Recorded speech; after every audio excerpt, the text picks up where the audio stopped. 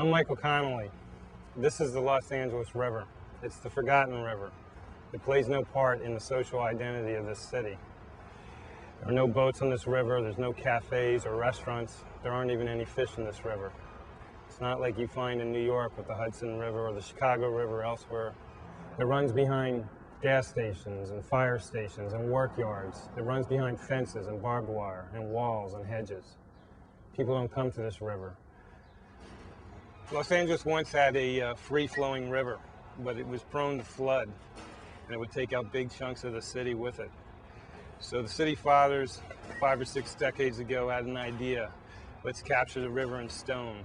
Let's put it in concrete and control it. It worked pretty good, except when the rains come, it fills up and it becomes dangerous. It becomes deadly. It runs like a snake through the whole city, more than 50 miles. And like a snake, it lies in wait for rain. When it rains, the snake becomes a dragon. Its walls fill to near the top with fierce moving water. In some places, they built the river wide, and in some places, it's very narrow. In the narrows is where the danger lies. The water moves faster. When you grow up near the river in Los Angeles, you know one thing: you stay away from the narrows. When the rains come, the water fills and moves fast and fierce. It can take you away quickly. You dip a foot in, and they find you 12 miles down the line. My new book is called The Narrows. It continues the story of the poet. FBI agent Rachel Walling comes back, but this time she's riding with a new partner, Harry Bosch. Together, they look for the man who disappeared into the dark so long ago, and the trail leads them into the Narrows. She stared up at the ceiling. She listened to the wind outside and heard the branches of the azalea scratching against the window. She wondered if it had been the scratching in the glass or some other noise from within the house that had awakened her. Then her cell phone rang. She wasn't startled. She calmly reached to the bed table. She brought the phone to her ear and was fully alert when she answered, her voice showing no indication of sleep. "Agent Walling," she said. "Rachel, it's Sherry Day." Rachel knew right away that Sherry Day meant Quantico. It had been 4 years since the last time. Rachel had been waiting. "Where are you, Rachel?" "I'm in Rapid City, Sherry. What is it?" She answered after a long moment of silence. "He's resurfaced. He's back." This is the Chateau Marmont Hotel, where I've been working on finishing The Narrows. This is actually the room where Jack McAvoy stayed in The Poet. It's where he met the poet. He huddled in the dark of the storm drainage tunnel, resting and concentrating his mind on mastering the pain. Already he knew there was infection. The wound was minor in terms of damage, a through-and-through shot that tore an upper abdominal muscle, but little else before leaving.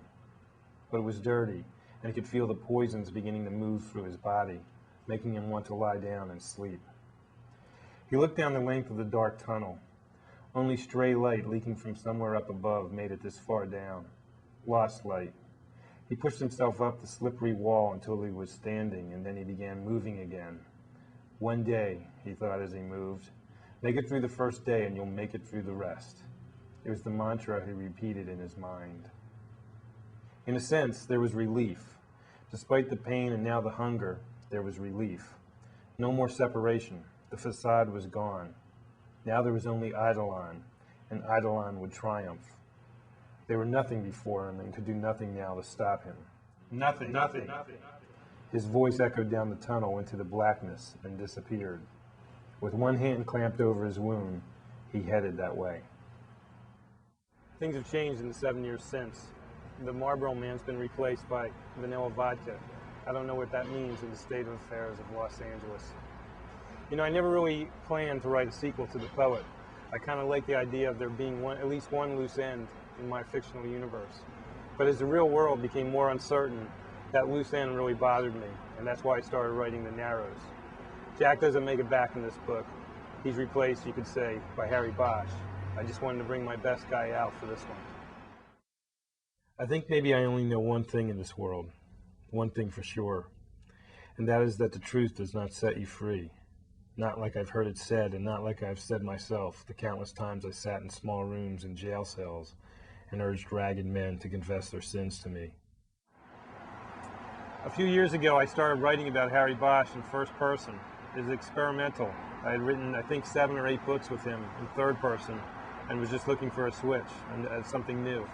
But experimentation led to dedication. I really enjoyed the experience, and I felt I got closer to him as a character, got deeper into him. And I believe that that would translate to what the reader felt.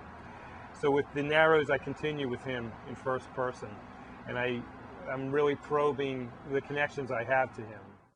The truth does not salvage you or make you whole again.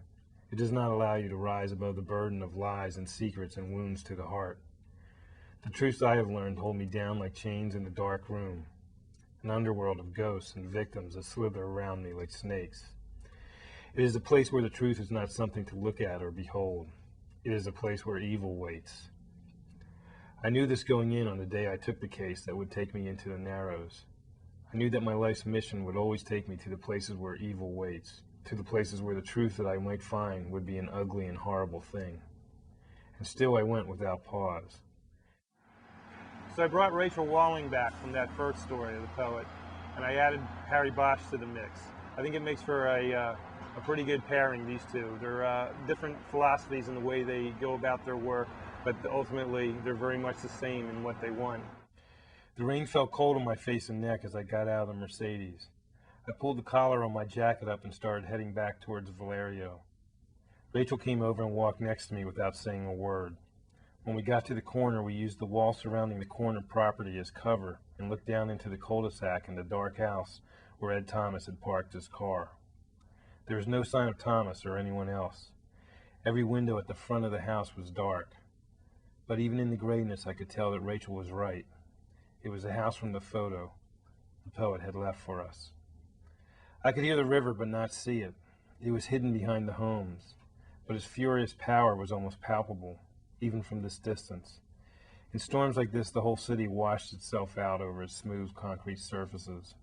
It snaked through the valley and around the mountains to downtown, and from there west to the ocean. It was a mere trickle most of the year, a municipal joke even. But a rainstorm would awaken the snake and give it power. It became the city's gutter, millions and millions of gallons banging against its thick stone walls, tons of water raging to get out, moving with a terrible force and momentum. I remembered a boy who was taken when I was a kid. I didn't know him. I knew of him. 4 decades later, I even remembered his name. Billy Kinsey was playing on the river's shoulder. He slipped in, and in a moment he was gone. They found his body hung up in a viaduct 12 miles away. "What is it?" Rachel whispered. "Nothing. I was thinking about the river, trapped between those walls. When I was a kid, we called it the Narrows. When it rains like this, the water moves fast. It's deadly. When it rains, you stay away from the Narrows." "But we're going to the house." "Same thing, Rachel. Be careful. Stay out of the Narrows."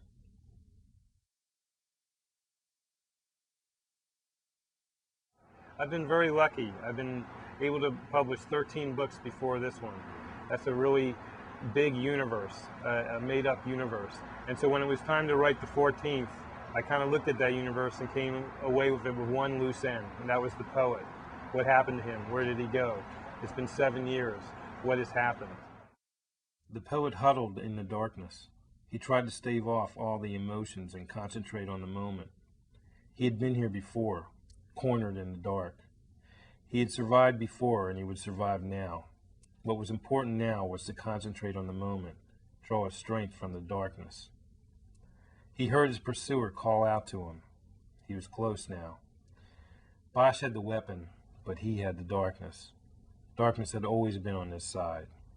He pressed back against the concrete and willed himself to disappear in the shadows.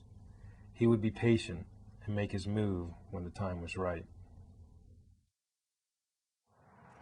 I really believe that what happens in the writing process translates to the reading process.